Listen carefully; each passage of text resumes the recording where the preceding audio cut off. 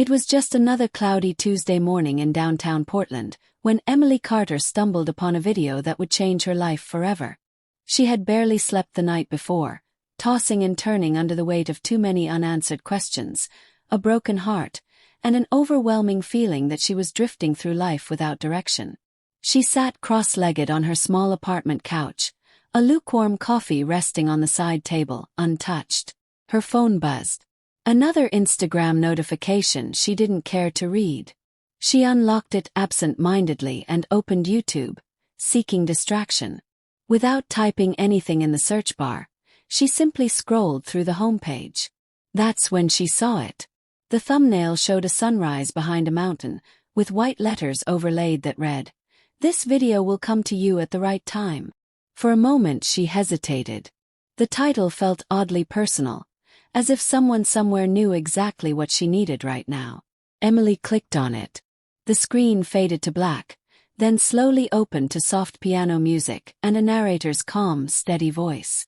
"Sometimes," the voice began, "life has a strange way of answering the questions you never say out loud." Emily leaned in, her tired eyes fixated on the screen. The video didn't offer quick solutions or shallow advice.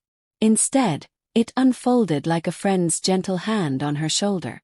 The narrator spoke about feeling lost, about waking up one day and realizing you don't know what you're doing anymore, about heartbreak, about dreams that feel too far away, about the people who leave and the pain they cause. Tears welled up in Emily's eyes.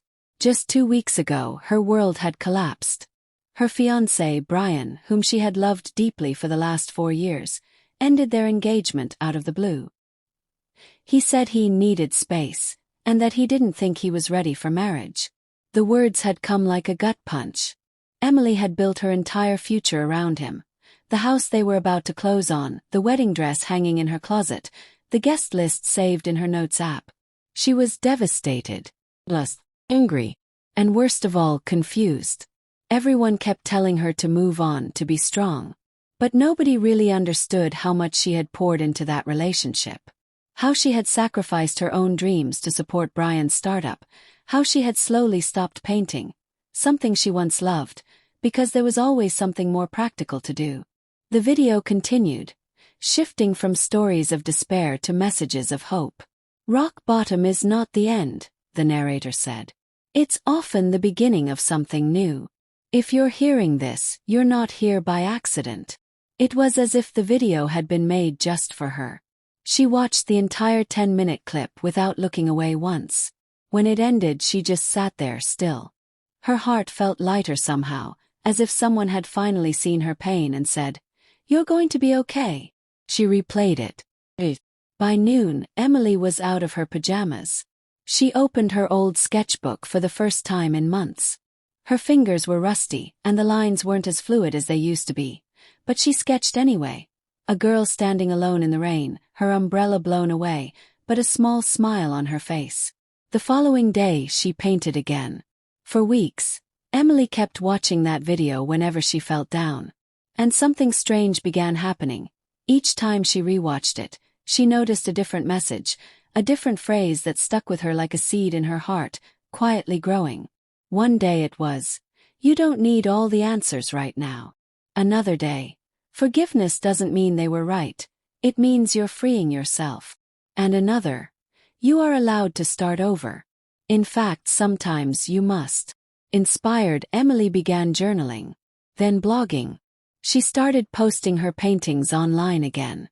Her small Instagram following of friends slowly grew as strangers found comfort in her vulnerability and her art. One message she received stood out.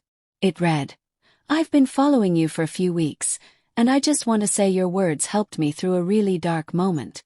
Thank you for being honest about your healing." Emily smiled. She had watched one video. Now she was becoming someone else's. 6 months passed.